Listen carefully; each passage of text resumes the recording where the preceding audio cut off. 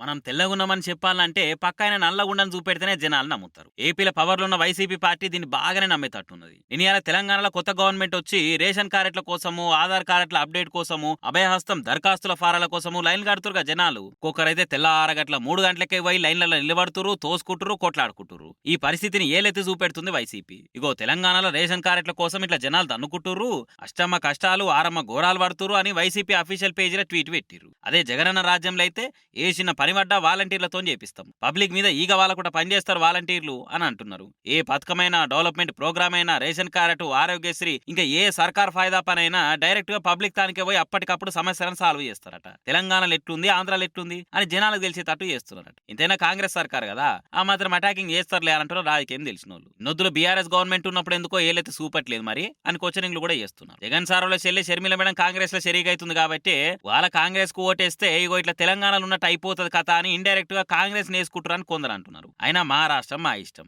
మీది మీరు చూసుకోక తెలంగాణ మీద ఎందుకు ఏడుపు అని ఒక వర్గం నెటిజన్లు వైసీపీని జగన్ ను గట్టిగా నేర్చుకుంటున్నారు. అక్కడ బాబు సార్తోని పవన్ సార్తోని గెలవలేక అత్త మీద కోపం దుత్త మీద చూపెట్టినట్టు ఏంది మీ అక్కస్ మా మీద అని విమర్శలు చేస్తున్నారు. మీ గొప్పతనం మీరు చెప్పుకోక కాళీపీలి తెలంగాణను బజార్లో నిలబెట్టాలని చూసిన పద్ధతి కాదని గుర్తుంచుకుంటే మంచిదని కసుబుస్సు అంటున్నారు. సరే ఏదెట్లా చెప్పినా మొత్తానికైతే ఉన్న మాట నేను చెప్పిరు కదా, ఉన్నది ఉన్నట్టంటే ఊరికి నాకు సంబంధం లేదన్నట్టు ఎందుకు మాట్లాడతారని జగన్ కు సపోర్ట్ చేసేటోళ్ళ మాట.